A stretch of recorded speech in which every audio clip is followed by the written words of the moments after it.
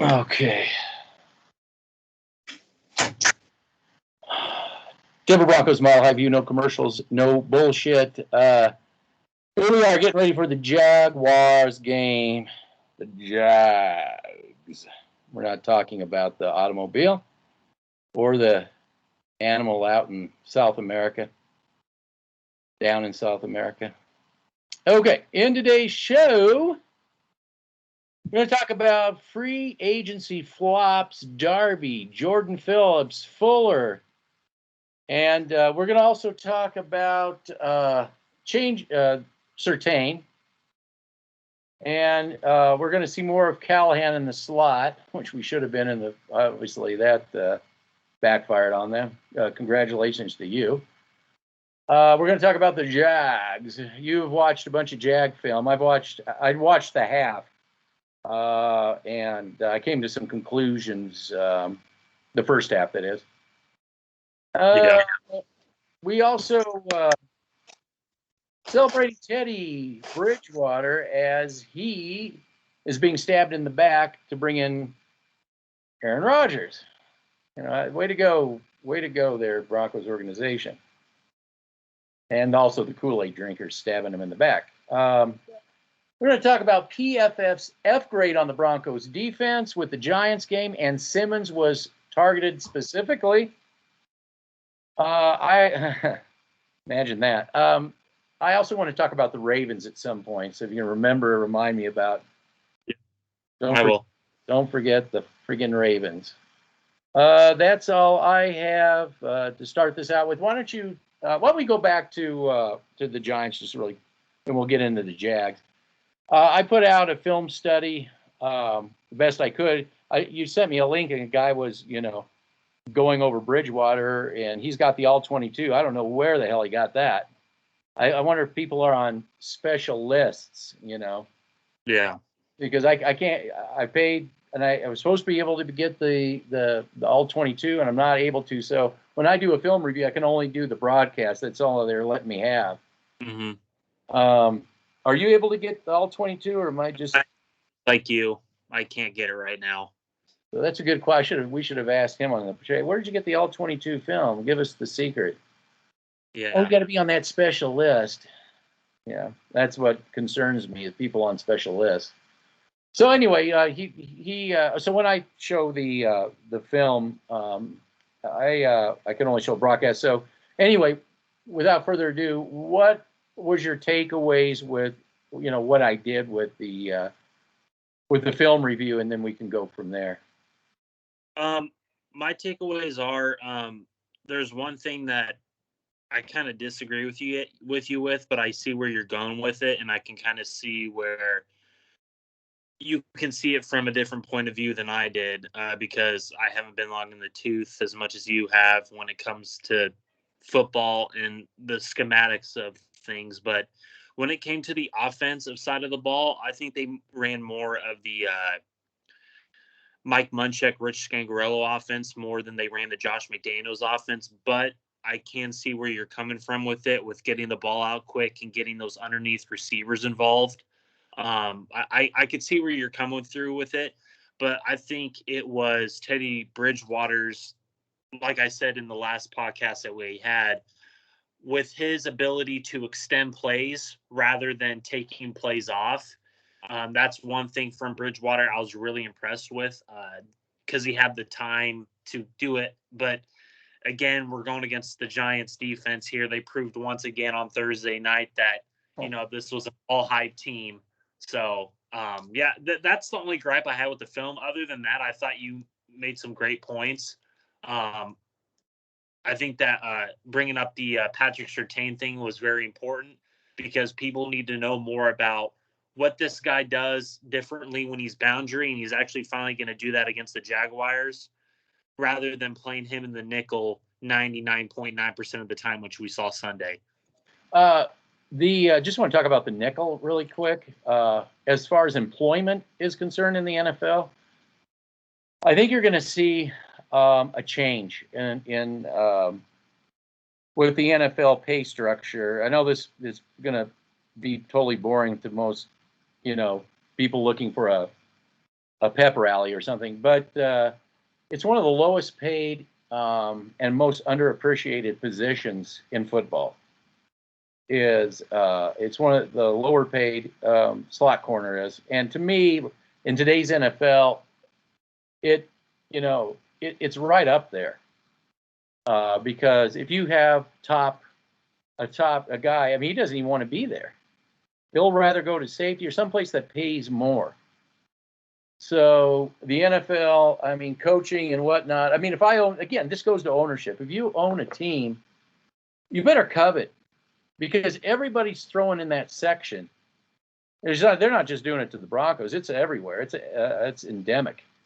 So, like I said, a Collins in the draft, a guy that's who's a master in the slot position. They're hard to come by. When Fangio says, I'm asking him to do a lot that I never asked anybody. He knows that position is the most difficult. It's in my opinion, it's critical.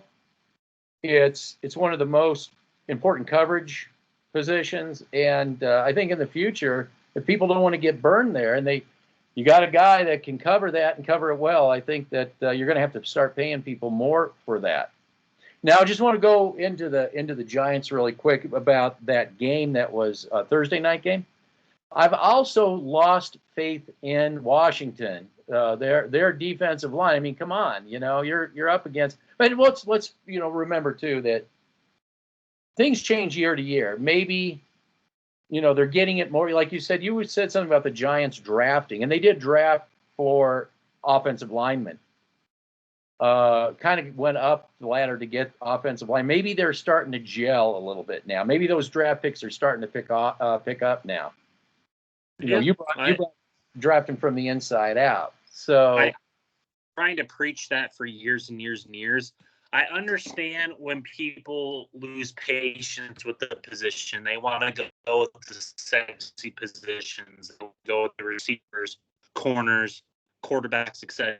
But the foundation of your NFL football team and how you're going to further your career as a quarterback, and we're going to get into the Jaguars in a few minutes here. What's going to further that quarterback's career and what you need to abide by is building the offensive line, is continually putting talent behind starters to develop that type of talent so you can continue to push out NFL offensive line talent. That's how and it's not just the offensive line, it's the defense line. The offense and defensive line make it easier for all other positions on the field, on offense and on defense. We saw it in 2015 with the Super Bowl with the Denver Broncos. We saw it with Seattle when they were in their prime with the Legion of Boom. We saw it with the Tampa Bay Buccaneers when they were on their run. We even saw with the Tampa Bay offense, when you have an all-pro right tackle, when you have a solid, stable offensive line that Brady had in Tampa and he also had in New England, this is why he's been able to stay at the top of his game when he's 44 years old. Because he has a good offensive line, and that's what Manning and Brady did when they were free agents. They said, hey, what is going to give me the best opportunity to get me another Super Bowl ring, to further my career? What offensive line is going to give me the best opportunity to do that? And which coaching staff and organization is going to do that for me? Yeah, you got to have scouts. You got to have the system, and you got to have some stick-to-itness. I'm going to get into get into Lawrence and all this stuff because you can get quarterbacks, the best ones out there in college, but if you dump them into a dysfunctional organization, I know exactly. You dump them into a dysfunctional organization that doesn't get it. You're going to go through these quarterbacks like socks, and when do we start holding the organization accountable? Especially the Broncos. And we're really, I said that we're going to talk about stabbing Bridgewater in the back, but I want to go back a little farther to Locke. I think what they did to Locke is unspeakable, really. I'm the guy that didn't want to draft him. I didn't want to draft Locke, but it pisses me off. And you can go back to Keenum and the rest of them that they kept putting carts in front of horses and systems mismatches. And finally, they got Bridgewater under a system that really seems to work for him. you know, and it just seems like if they can get rid of him to bring in Rodgers, who I'm not really, you know, especially the giveaways, to bring in a guy that seems to be more trouble than he's really worth. You know, if he had gone to, like, if he'd been like Brady and won multiple Super Bowls, maybe you would convince me a little bit more. I don't believe Brady raises the ships. Is he a good quarterback? Yeah, he says he's a good quarterback, but everything you have to give up for him and put up with him. But then again, you know, I'm not even sure he's not crazy enough to come to the Broncos kind of thing. But it goes back to Bridgewater. If Shermer can make this work with Bridgewater, and it's kind of this marriage, and then, you know, we got, think about this for a second. You got Fangio on the hot seat for sure. You've got Peyton, you know, I think he's trying to save Fangio's job more than anything. I think the players are trying to save Fangio's job. And what are we going to do? We're just going to uproot everything to bring in a quarterback, just get rid of. They need more help, in my opinion. I think when the season's over, it's going to expose itself where, you know, they're not quite they're even with an Aaron Rodgers. That you got to have that team chemistry we talked about, the ownership, the system, the scouting is so crucial. Player development. And I was talking about Williams in the game. I said, you know, I'm really happy to see him running between the tackles. I can live with that. Were they big runs? Were they this? If he continues to get better at running between the tackles. But if he just runs into his own player and goes to the outside, then that's a horrible pick. Let's see if this guy can develop as an in between the tackle. Let's give him that much. You know, at least maybe they listen to us. They're definitely listening at Mile High, because it seems like every time I come out, they come out with a counter film, which tells me, okay, you must be listening then. You know, so go ahead. So I want to bring up something that you brought up with Fangio, and I want to bring this to the forefront of Bronco fans that watch this channel and people that do agree with us and the people that don't agree with us. When you see a defense like Vic Fangio's, that's where the NFL's going. We could say Wade Phillips was ahead of his time, but that's in a certain player personnel. But when I think of Vic Fangio, it's being replicated across the National Football League. You have a mastermind in Vic Fangio who understands the importance of a defensive line and a front seven and a linebacking core that needs to be able to play a cover 4 system that he runs in Denver that runs a lot of 3-4 under. And that's being replicated across the NFL. Examples are Green Bay, what they brought in as their defense coordinator. That's a Vic Fangio disciple. And with the Chargers, what their head coach and what they're doing in LA, they're starting to understand, like the other teams in the National Football League, that you need to build these teams from the inside out. You can't have these 3 good receivers, 3 good corners, and 2 good safeties and expect to win 90% of your games in the National Football League. You can get away with that with lesser competition, but when you're going to be going against the Tampa Bays of the world, with the Pittsburgh Steelers of the world, with the Colts, etc., the Bills, etc., you aren't going to be able to get away with that, because everything predicates in the middle of the field now in the National Football League, and you need a front seven and a linebacking core that can get after the quarterback and that can play coverage. That's basically what it is. We saw that in the Super Bowl with Tampa, but I have to disagree with you on one thing. I think what Fangio was running in Chicago is nothing like what he's running here, and I don't think it's player personnel to run it. Because I think the reason why is the director of player personnel is dead set to play 90s football. We keep saying it. It's 90s football. By the way, Football Focus, the Football Focus people, yeah, I know. But this is what's interesting. They were paying, I guess, Broncos were paying all these rosy reports of the Broncos. Well, they apparently they put out a scathing report on their defensive performance in the Giants game, and Sports Talk Radio was just beside themselves. I don't think I'd give them an F because they did stop the run.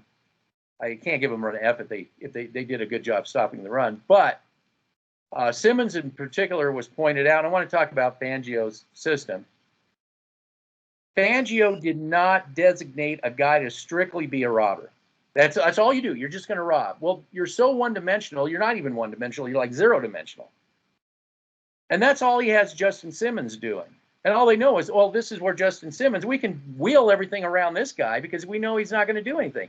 We'll set out go routes. When I was watching the Jacksonville, even their safeties would help over the top. That's just what safeties do. Good ones, they'll know when to break off and help over the top. Justin Simmons is consistent. They pigeonholed him into, and I think it's to keep him safe, to not expose him. And if the quarterback's dumb enough to throw an error and throw his way, that's one thing. But if you know where one guy's going to be the whole time, you can really do a lot as an offense with that. I mean, I would watch Chicago, and I posted the film. You didn't know, was he going to be a robber? Or is he going to go? You don't know. That was what Fangio was doing with Justin Simmons. He's just anchored in that robber position. It's ridiculous, and I've never seen anything like it. Now, when we at the time, I thought Vic Fangio was the best hire the Broncos could have made. But the skepticism I had of surrounding that hire is you better give this guy the player personnel that he needs to run his defense. And he doesn't have that in Denver. I'm telling everybody right now, Pro Football Focus, Sports Talk Radio, the Kool-Aid drinkers, sit there and tell me, when you go and look at the Chicago roster in 2018, I believe, who was the linebacking core, defensive line, the safeties and corners? I can name it off to you. You had Leonard Floyd, Akeem Hicks, Eddie Goldman, Bial Nichols, Roy Robertson Harris, Khalil Mack, Danny Trevathan, former Bronco, who they got rid of and kept Brandon Marshall, who I thought Danny Trevathan was a better player than Brandon Marshall. Roquan Smith was a top 5 draft pick. Just saying. Yeah, Prince Amukamara. You had Kyle Fuller when he was in his prime. You had Bryce Callahan when healthy. You had Eddie Jackson and Adrian Amos back there. Yeah. You sit there and you look at the Denver Broncos defense right now. It doesn't even come close, and it's not in the same universe as that Chicago. Not even in the same universe. It's not on that level. Nobody wants to bring that up. And this is why we are starting to get more and more people, because I think that they are starting to understand it's not about bitching. It's about analyzing it from many, many different angles. So I just wanted to bring up that, because what did we hear? We heard that, he's given Fangio everything, and that is the biggest bunch of BS, and that's coming from Dove Valley. I agree. That's a straight-out Dove Valley talking point. I agree. And I think George Payton knows, because when Surtain was picked, he said, this ain't Fangio's pick. I mean, he came out and said it, verified, this is an Elway pick. Why in the opening presser with George Payton that he wanted to go after defensive linemen? We saw it in the Giants game. They couldn't get after the quarterback. Oh. Why did George Payton say in his opening presser that the importance of the defensive line and how he wants to get better? I'm telling you, why couldn't we do that in the free agency? Because we have a guy who's the director, and we had a commenter come on here and spew his nonsense, his Kool-Aid nonsense, and I said, "Do you know who the director of player personnel is?" And of course, he couldn't respond to it because everybody knows who it is. It's not rocket science. You can go on Google and look it up. The director of player personnel directs everything that the GM does. He oversees every decision that GM makes. Yeah. So he gives him the money budget. He gives him the players that he thinks that we can afford and go after. Okay, just letting you know that beforehand. I'm just saying. Well, it's as nonsensical as if Belichick was in the same position, and everybody said, "Well, Belichick doesn't exist." Well, not even he could get away with that. No, not even Josh McDaniels. Well, Josh McDaniels definitely couldn't get away with that. But I mean, in New England, not even in New England, Belichick couldn't get away with that. I mean, That's the problem that we have. If we had Josh McDaniels, Bill Belichick, or any other person here in that position, why does John Elway get a pass? The former quarterback. Okay. He's a former quarterback. Okay. And look Well, how he's quarterback obsessed. This is a quarterback. They're so quarterback obsessed in this fan base. They're toxic. They're really toxic to the whole thing. Yes, yes. And I just want to talk about. I'm going to talk about something about the Broncos offense too. And watching the Giants film is the red zone woes. The red zone woes. As great as Teddy did on the field, moving up and down the field, where he lacked was where Locke comes in. Well, that video you sent me, I guess I'll post it. He talks basically about Teddy Bridgewater. He brought it up too, and that's something I think I mentioned it too. That there's plays where Locke is, and I said in the red zone, he brought it up too, where Teddy didn't pull the trigger. He pulled back, and that you don't get that from Locke. But Locke, that would have been a touchdown. That would have been no brainer for Locke. Easy touchdown where. Bridgewater pulls back, and for both quarterbacks, I could come up with negative things. I'm just saying that, again, what, you decided to kill the kid really before, I mean, to me, I think if he would have even had what Teddy Bridgewater has right now in 2020, off season, a camp where you're getting better and a system that isn't just a 3 wide out, kill the quarterback system, and the easy schedule. Yeah, things would have been different. But it really pains me to just listen to quarterback talk all the time when there's so many other problems that didn't get addressed that need to get addressed. I was as far as the offensive line goes, I was not mad I wasn't hysterical or anything like that, but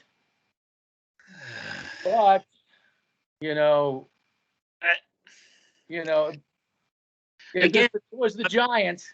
I'm telling you this right now. Graham Glasgow had a bad game. Bobby Massey had an okay game. Lloyd Cushenberry had a terrible game. Dalton Reisner had a terrible game. I was very disappointed in his performance. Garrett had an okay game, but he's paid like a top 5 left tackle in the National Football League. He should have had a better game. You showed the stunt play that Pittsburgh ran last year. They both couldn't have stopped that crap. So again, it's the same old revolving door with this offensive line for the 5-6 years. Oh my gosh, they had a great game against the Giants defensive line who's been overhyped and overpaid, whatever you want to say about it. They lost their best defensive lineman to Dalvin Tomlinson, who went to Minnesota.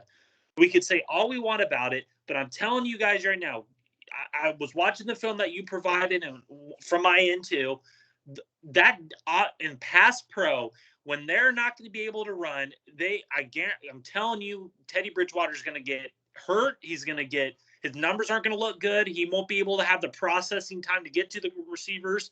He won't have the same game that he had last week. If they can't understand that they need to get better in pass pro. That's it. That's the problem. We're going on 6 years and they haven't figured it out yet. You are right. I mean, I'm just going by this game. I'm just saying in this game, it was the run blocking wasn't very good except for the Gordon. But that was all Albert O, because he got to the second level. Well, you need everybody. You need everybody to block. You really do. He blocked that springboard of that 75-yard run there. That's better. But the bottom line is the run blocking wasn't. And I think they need to work on that even with Jacksonville. By the way, Jacksonville seems to be a fairly decent run-stopping team if you go based off the. A lot to say about that. I will talk about that when we get to that film, as I think that me and you have some same ideas about this. But when I was watching the film, I saw some things that we can exploit. But I don't know if Shermer's going to. I still don't trust him. Well, yeah, and that's another thing too. Do we, how far do we trust Shermer? Is this a game that he's just going to be too? Well, this is a game. This Jacksonville game is going to be a game that he could be too tempted. Too pass happy? Yeah, to get really pass happy. Yep.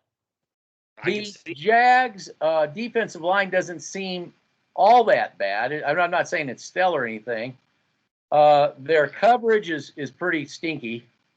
I'll say that. I don't think their coverage is very good. But anyway, well, let's anything else with the game with the Giants, or do you think we've about hit everything? I do believe that you are correct. I do think that there's some red flags with the offensive line. So it could have been worse, though, too, I guess. It could have been worse. But it sure could have been a whole lot better. We both know that. Sure could have been a whole lot better. So, okay, so we're going to Jacksonville, we being the Broncos. And I watched the footage. I watched a half of football. I could pretty much see everything I needed to see on a base level. You went a little bit more in depth, so go ahead and break down Jacksonville. Okay, so do you want me to start off with the bad or the good? Well, I don't care. Okay, so I'll just start off with the good. You can run it. You can run at these outside linebackers if you want to do stretch runs. If you want to do halfback stretch runs. If you want to do halfback counters where they're going to go on the outside, you can run at these outside linebackers. They're very thin out on the outside. I agree with you. Their interior defensive line is their best run stopping unit. I don't think their outside linebackers have a chance because when I was watching the Texans, who they played, they ran a lot of halfback stretches and a lot of halfback counters to exploit the outside linebackers for the Jacksonville Jaguars, a Kavion Chason and a Josh Allen, who they run a 3-4 defense out there in Jacksonville. So do you think that this is one of these games that you may want Williams to bounce out? Is this a bounce out for that's something that he's really good at? Yes, because they have with the Houston Texans, they have a guy named Philip Lindsay. Do you remember who that was? Okay, yeah, we got rid of him. And then we got, he didn't make a difference, had 2,000-yard seasons, but they also have Mark Ingram there. Yeah. So they ran a lot of halfback counters and stretches. You can throw at these Jaguars linebackers. You can throw at these guys. They have a guy, Miles Jack, who I'm a big fan of, but he has no one next to him that can help him out, that can elevate his game. Another thing with these corners with Jacksonville, I do agree with you with this Sherman. I think he's going to get pass happy because with the Texans tape, they were running a lot of out routes on the Jacksonville corners. They run a lot of rub routes. And what I mean by that is they were having basically a guy that would get in the way of the corner, and they'd have an underneath guy catch the football, and he become the blocker for that receiver. So they're going to have a lot of that. Like I said, this Jags team is very undisciplined. We saw it in the first start of the game. They had like a 1st and 25. They had to call a timeout. They were offset a bunch of times. So this team is very undisciplined. That's the good from this team for us anyway. Well, I'll comment on that. It's interesting because that's basically on that. That's basically how I saw it too, almost identically. So that shuts me up. So go ahead. You basically said everything I would have said. Everything I know. Problems too. I saw that as well. Say that again. Say it over again. Okay. They had a lot of drop problems. Their Jags receivers. Yeah. Drops and googles. I'm not big on their receivers. Receivers. Yep. Okay, give us the bad. Was that the good? Give us the bad. The bad, you cannot run inside on this team. Better to bounce out. Yeah, it's better to bounce out. They have a guy named Malcolm Brown who's a very good run defender. And they also have Roy Robertson Harris, who's a solid run defender, who I wanted and nobody wanted. You know, he could have helped out this team, but, forget what I have to say. The Jaguars, they made Trevor Lawrence throw 51 times in this game. 51 times. If you are an organization who wants to supposedly develop a quarterback. That's not the way to do it. That's to underdevelop. That's to underdevelop. Yeah, underdeveloped. I think that what the Jags do very, very, very, very well, and I didn't know if you saw this on there, if they can stick to those underneath routes and let their receivers catch it, and if they can catch it and are able to get the yardage that they want, I think that can cause problems with this linebacking core for the Denver Broncos. If they run a lot of underneath routes and a lot of hitch routes in the middle of the field, that's going to cause problems with this defense, because we saw it with the Giants. When they were starting to exploit the middle of the field, that's when our defense started to crumble. So I think that you're going to see a lot of that. I do not think that we're going to have Trevor Lawrence run 51 times in this game. I think that they're going to understand, like, hey, I think they're going to get the running game going. They're going to try to. And I think they're going to be running a lot of inside hitch routes, a lot of rug routes, a lot of overhanging routes over the linebackers, because we don't have the linebacking to stick with these, like a Laviska Shenault, a DJ Chark. We don't have that type of talent to keep up with these type of players. James Robinson, who's a very good player. So I think the bad is, I think that you're going to see this game is going to be probably like the Giants game, but it's going to be more of, they're going to stick to the run, I think, more. And I think there's going to be a lot of hitch routes and underneath routes from the Jaguars. Well, that's if they're logical. If their coach, Mr. College Professor there, is it worth his salt, you think they're going to run more. They're going to get more tight end involvement. To me, I was going to say one comment I was going to make is that when I watched it, I felt their defense was a lot like ours, and the overall the base of it, that basically you exploit the middle, same kind of formula of exploitation. But I want to talk about Lord and Savior Trevor Lawrence. Trevor Lawrence. You're talking about Trevor Lawrence like you're Trevor Lawrence. You realize? Get ready. Okay, let's take these idiots, put them off on the side, and they can worship the God of Trevor Lawrence. You know who Trevor Lawrence really reminds me of? And every quarterback that does what Aaron Rodgers, not Aaron. He doesn't remind me of Aaron Rodgers. You love Aaron Rodgers. No, I think it's that I think it's subliminal. I think that the Broncos have just got put it in my head subliminally. It's I can't get it out.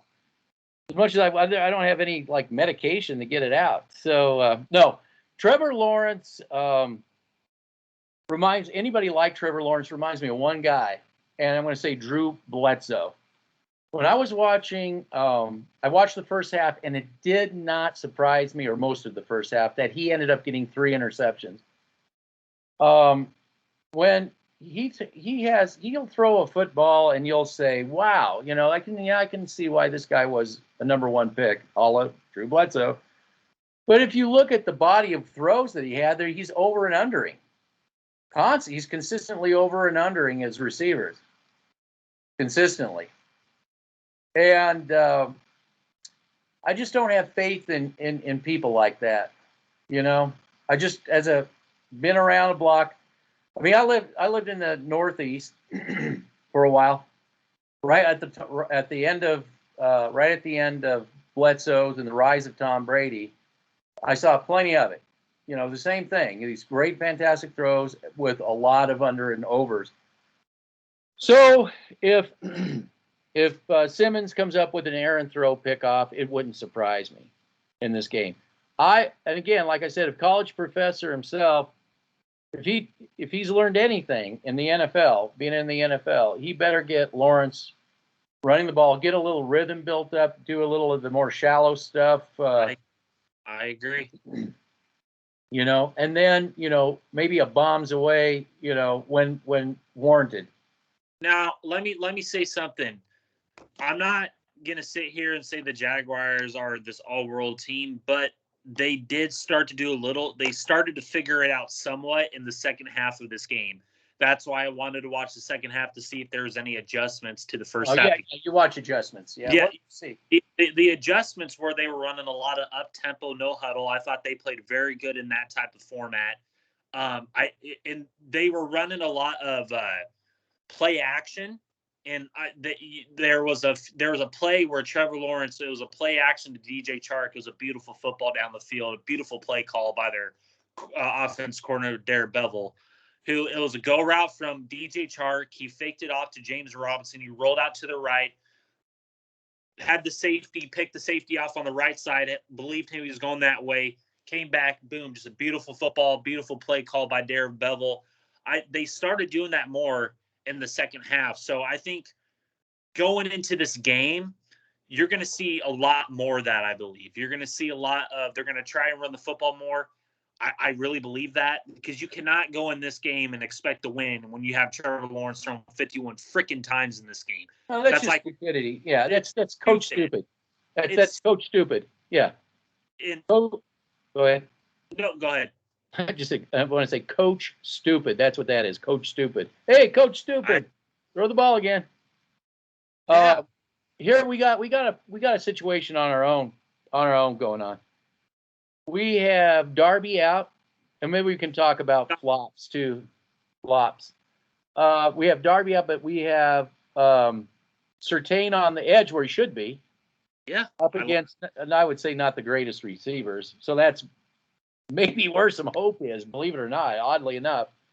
Then there's Fuller. But Fuller's also dealing with probably not the best receivers either. So Laviska Shenault's a damn good player. You like him? I like Laviska Shenault a lot. That was the same draft class was Jerry Duty, and he went into the second round. So who would you put him on? What DB would you put him on? Surtain. That's not Fuller? That's no question. Surtain can't keep up with his footwork. He can't. Okay. That's his footwork is unfreaking believable. And I'm not trying to say this guy's an all-world player, but this guy, Laviska Shenault, is a damn good player. I also like DJ Chark. DJ Chark is one of those players. He's kind of like an Allen Robinson. So I think that can cause problems for what I would do personally in this game is I would stick Laviska Shenault on Patrick Surtain, and I would put DJ Chark on Kyle Fuller, because we saw it against the Giants game when Kyle Fuller was getting beat over the top. I'm trying to tell you all, against Kenny Galladay and Sterling Shepard. Kenny Galladay 6'2", 6'4". So you send him on go routes over Kyle Fuller, there's no question. I have more faith in DJ Chark winning that matchup than Kyle Fuller. So you don't think College Professor will start getting pass happy too? Mr. 51. Oh, we got to do pass 51 times. That's. I want to say that he won't, but I believe that if the game is getting away from him like the Texans, I believe he will. So it's going to be up to the Jags defense to somehow stop Bridgewater in the receiving core. It's going to be a tough challenge for them. It really is. I'm telling you. Everybody praising Cortland Sutton right now. He is not 100%. I want to tell people this. He is not 100%. He's not. I'm praising him because he's out there working his ass. Chubb, do I have a bone to pick with Bradley Chubb? I love Bradley Chubb as a player, but dude, like, you could play. You've been practicing for 2 straight weeks, and you're coming out saying that, oh, my ankle, you should have got surgery a long time ago on that ankle. You waited on it. Why did you wait on it? It could have been the doctors at UCL Training Center. It could have been that too. I don't know the full story. But Bradley Chubb, dude, when you're on the field, you're an unbelievable talent. But, dude, I'm starting to think, dude, I wanted Quentin Nelson, man. Quentin Nelson is making more of an impact in Indianapolis than Bradley Chubb is in Denver. And that's just a fact. That is a fact. Yeah. Where Bradley Chubb, when healthy, he's like Bryce Callahan. When healthy, they're damn good players. But Bradley Chubb is starting to become one of those players where he's always injured. Now it's time to talk about free agency flops. Okay, free agency flops. 3 years, $30 million. Now, who again, for people that don't know, said to get him the year before? I said get him a year before. Don't do it now and have to pay him. Don't listen to me. Now, but if you did listen to me, you would have got Jorden Phillips, who is hot tub time machine at the Cardinals. So my Jorden Phillips pick did not really pan out. However, this is the thing. They didn't pay him anywhere near the money they paid Juwan James. Or No, JJ, no.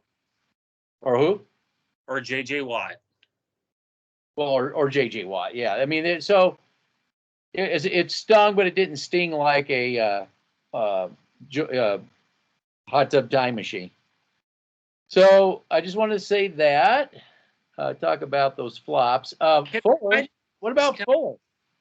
Is he a free agency flop? Yeah, from what the Giants game, that looks like another AJ Boye.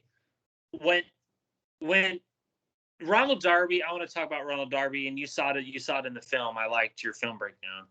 I thought Ronald Darby had a hell of a game. I thought Ronald Darby played damn good. But the money you're giving this guy is like you're paying him as a top 15 corner. If you would have gave him a 2-year deal, 15 mil, I would be okay with that. That's what my plan was 2 years ago, or the season before. 2 years, 15 mil, something like that. You're going in, you're not hand tied to the dude. And you're paying this guy 10 mil a year, 3 years, 30 mil. I said the contract sucked, love the player, just like with Surtain, love the player, hate the position he's going to be playing at, nickel and slot. We saw it in the Giants game. But when Darby's out there, just like Callahan, they're damn good players. But the problem is they're always freaking injured, and we go after names, injury-prone players. Yeah. Is Callahan and Darby both hammy deals? Are they both? I know Darby's been hammy. It was a hammy. Callahan's healthy now. Callahan, the problem was his foot, and it took 2 years to overcome that. Darby is hammy, and hammy, and he won't be back for 3-4 weeks. So there goes that. Well, I know hammy. That's a funny one. Sometimes you come back. Well, the heat really seems to bother hammies for whatever. But yeah, you gotta, they could be a long. Unless the thinking that I can ultimately have on this is if you're trying to save him for Baltimore and the Steelers. I don't know if that's true. That's just a theory I have out there. But unless you're trying to save him for the Steelers or Kansas City coming up or the Raiders, I don't know who. If that's what you're trying to do, okay, I can see it's a 17-game season. It's a long season. But, again, we saw another free agency flop with him. Didn't like the contract. Loved the player. Free agency flops. Now I want to move on to, you said the Ravens. It's, when I said circle the calendar, this is before the season even started, and this was the assumption that we were going to see a healthy Ravens team. Yep. But it seems that right now they're all they're good. They're key starters. It's like they're missing, and they're more of a backup unit now. Can I just say this? I still like Baltimore than I do like Denver, even if they're not healthy. I think they still have. Now, are they going to be here or in Baltimore? But it's here. I think it's here. Yeah, they may dodge a bullet with that one. Maybe. May have dodged a bullet with that one. But I'm just saying it's not the same. It's not. No, it's not the same. You're right. It's not the same, but I still believe they have better player personnel than we do. Yeah, pound for pound, you're going. So that's, again, like I always say, you get lucky too. You have to. There's a bit of luck with that. When people say, is it going to be 9-5 or going to be 5-11? These kind of things. There's so many factors, and you have to keep watching the season as it goes on. Because I think the Broncos are a middle of the road team. I still think they're a middle of the road team. I mean, with what we saw on Monday night, that the Raiders are a completely different team than the Denver Broncos. Yeah. They are. They're just a completely different freaking team than we are. Yeah. The difference with this game coming to Denver, I think what the Ravens ultimately have the edge in, and I've been saying it for 5-6 years, ever since we let Danny Trevathan walk out the building, is that Lamar Jackson, Mark Andrews, Sammy Watkins, and Marquise Brown are going to exploit the middle of the field because they run a lot of RPOs, and Jackson loves going in the middle of the field. And we don't have the linebackers and the safeties even to stick with these players. And that's ultimately I'm going to give the Ravens the edge in this game because I think that's what they're going to do. Well, and I hold think on. way better than ours. Well, hold on. Jackson himself could be a factor because they're not really good at they're down Daniel Jones. No, it just yes. Their sideline to sideline sucks. They don't have the speed sideline to sideline. I love Baron Browning. He needs time to grow. I love him. I love Baron Browning. I think he could be an answer there. But you need to get somebody next to him that can raise his game. But I'm just saying, if Baron Browning, he has the speed. We said it in the draft. But Josie Jewell and Alexander Johnson out there, sideline to sideline with the RPOs, I'm sorry. I don't have trust in that linebacking core.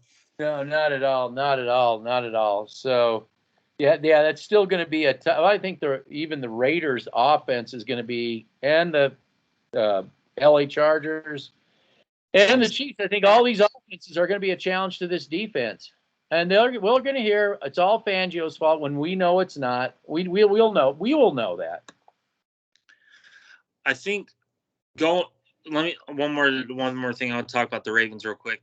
With the Ravens, I think what you're going to see is they're going to run a lot of RPOs to get those safeties to come down, especially Jackson, and they're going to hit Mark Andrews down just right over them. I think that's what you're going to see a lot of. I just honestly believe that. Well, it's going to be interesting. This game's going to be interesting. What will happen if Surtain gets burned on the regular, and then after what happened in the Giants game? What will the narrative be? What will the excuse be? I think the excuse is that they're not using him correctly. That's what STR is going to say. I think STR, Fangio doesn't know what he's doing. Fangio this, Fangio that, Ed Donatel this, Ed Donatel that. He's not. I think that's what you're going to hear a lot of. So, am I wrong? But did STR pretty much avoid the Surtain obvious eye candy that was bad? Yes.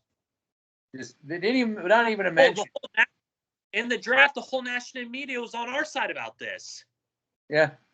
We had Rashawn Slater, and look how good he's playing right now. I mean, I'm telling you, Rashawn Slater, ladies and gentlemen, I wanted the guy. I've been praising it. Everybody said I was a dumbass. Everybody thought I was stupid. No, you don't know what you're talking about. You're talking head in the dark. He is like a Tristan Wirfs right now, playing his ass off. Yeah. And this is going back to preseason. No, the Chargers have looked at the Chiefs differently than the Broncos look at the Chiefs. Elway looks at the Chiefs and he's thinking, what? Take a look. And corners, right? In my video I did, the film, I said that the Giants got rid of their interior guy and they got corners, and that really worked out. Yep. Yeah, that really paid off, didn't it? Yeah, it really did. Yeah, they cannot. I mean, they watch a Super Bowl and they don't really see. They don't even see what's going on. So dude, corners weren't even. Nobody knew who they were. It was because of that D line made them look good. Yeah. So anyway, well, we're not here to be a pep rally. So you want a pep rally, you can go to SDR, and then it'll be the blame game. It goes from pep rally to the blame game. So and I do want to game in Jacksonville is a 12 a.m. game or 12 p.m. game. Yeah, so early game. Yes, it's going to be an early game. Just saying, we don't do good in early games on the East Coast. And this one for sure is I know is for sure. It's not a they made it an afternoon game. That was weird. That was really weird. Like why is this? I thought maybe they wanted to pump up 9/11 or something for 2 or 3 hours and get all that on the air that they could, all the mileage they could. My only guess, I couldn't understand why of all games this would be an afternoon game.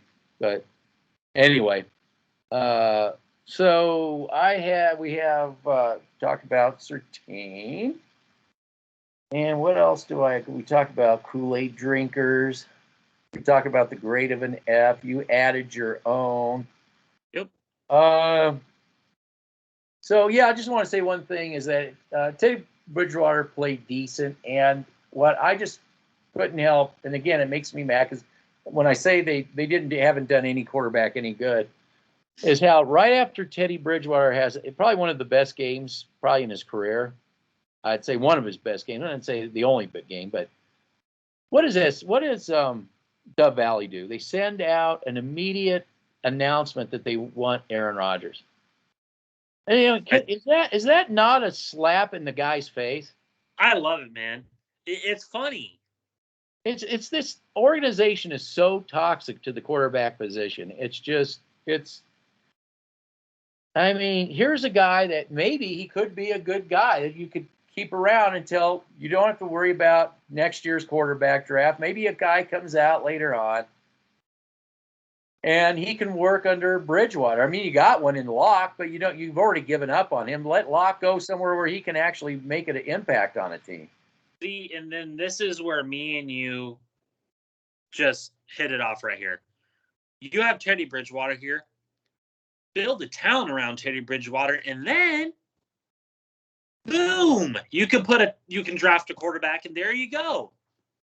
Well, draft with the back and to develop him. Develop all the positions. Start develop. But again, can Elway help himself? They're impatient. They don't have an owner that holds them accountable.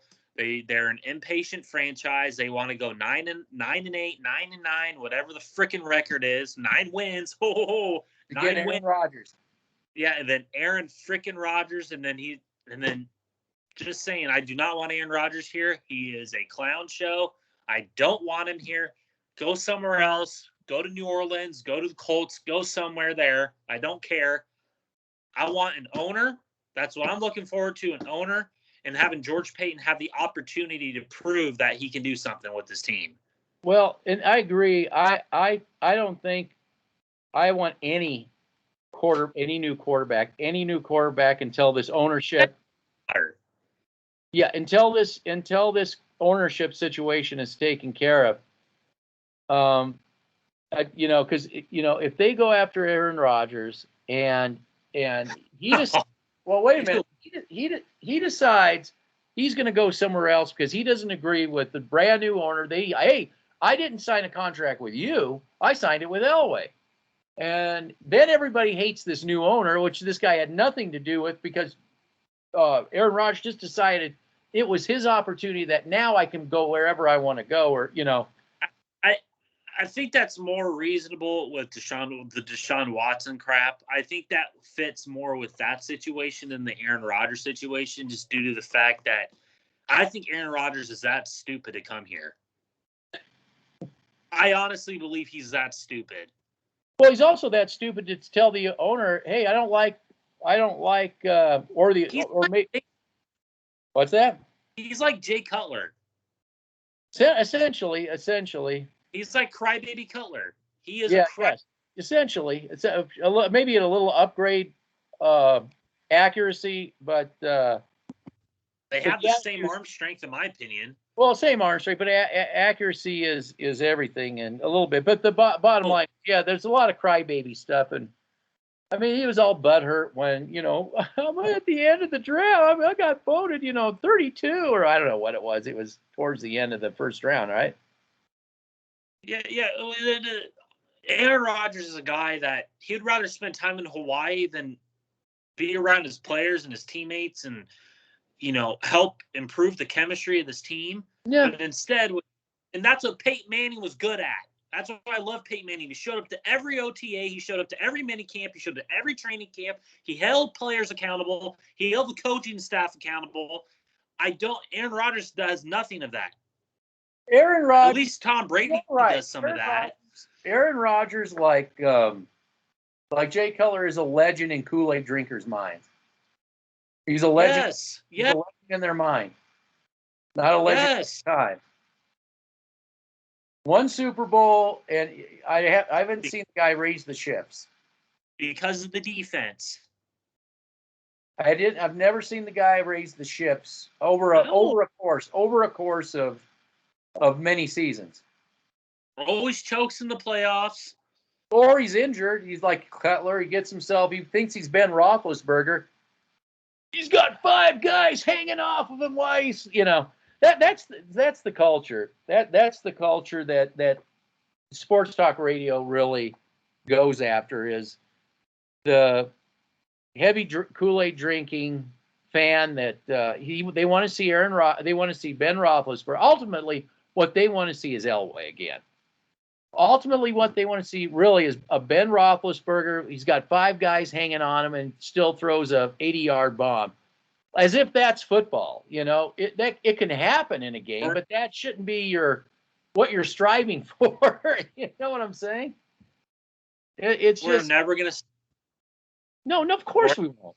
And it's toxic because that's what they want. I think keep going through quarterbacks because they want to get that Ben Roethlisberger, 5 guys hanging on, throwing an 80-yard pass, and it's not going to happen.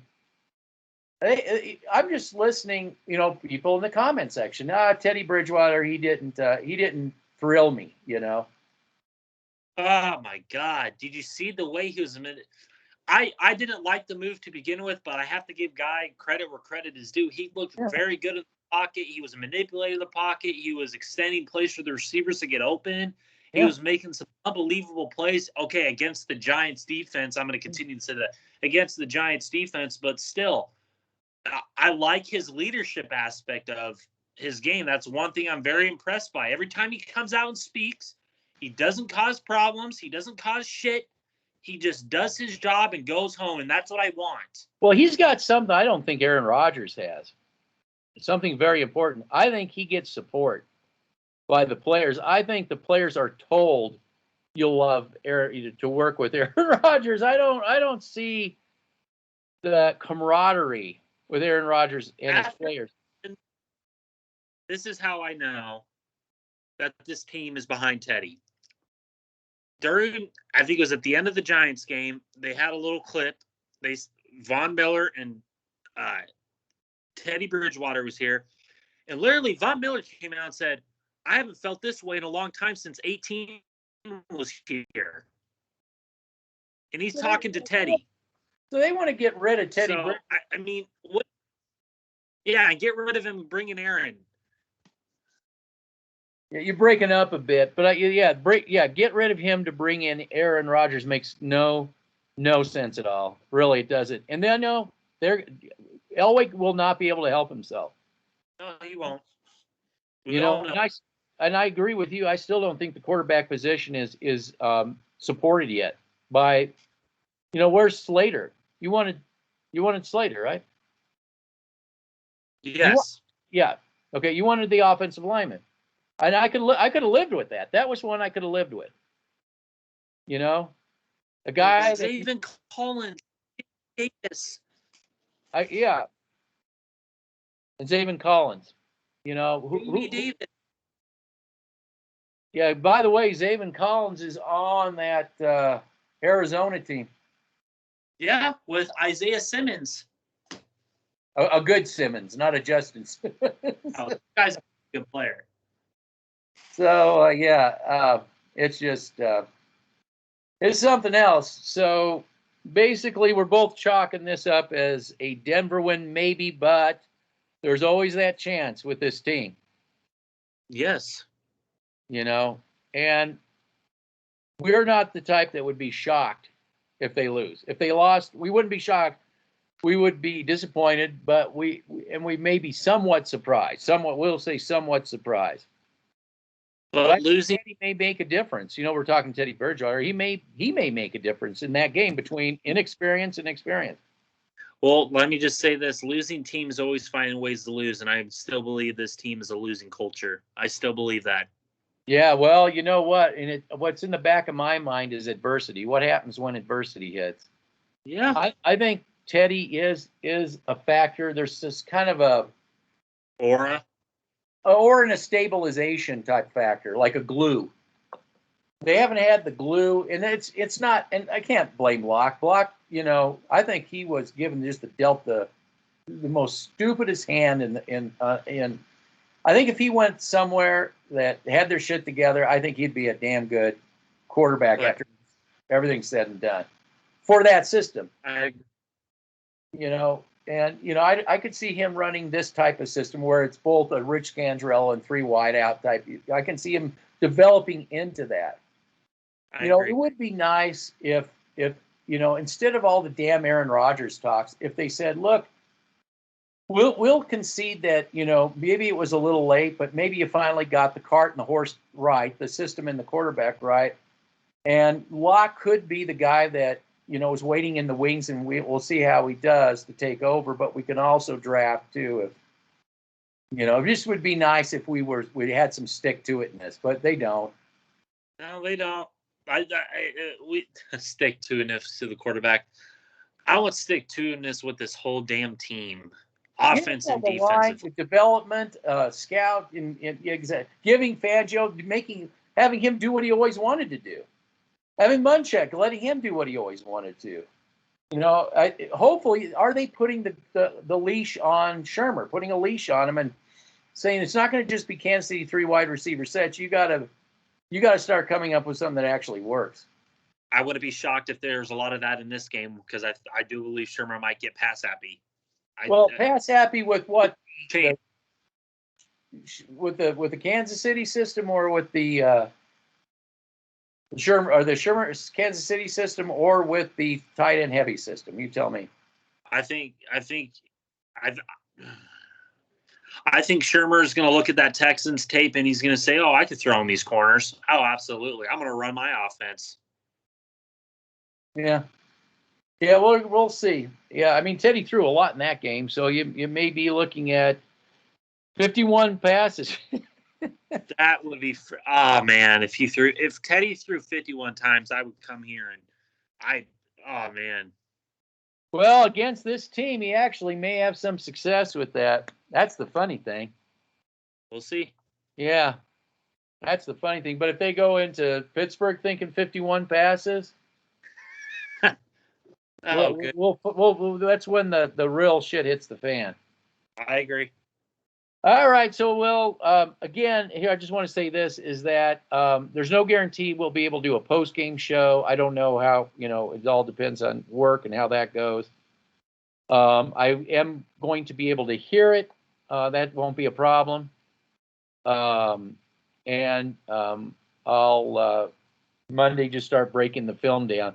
I think it's kind of interesting when you don't actually watch it live. You're just maybe listening to it, and how you perceive it during film study.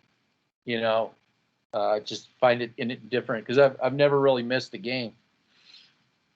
Visually missed a game. Yeah. But but now, I mean, let me tell you, I saw so much film that I really didn't miss it, because I was like drowning in film. So that's it for me. That's it for me. All right. Well, let's see. Good luck to the Denver Broncos on a road trip into humidity land. And you're no more Mr. Freeze. No more Mr. Freeze. No more Mr. Freeze. Yep. Mr. Freeze. All right. We'll see you. All right. Well, hold on a second. Let's make sure we get this. So if I'll send you a message when I'm ready, when I'm off. It's too. How late do you stay? Do you stay up late? Yeah. On Sunday?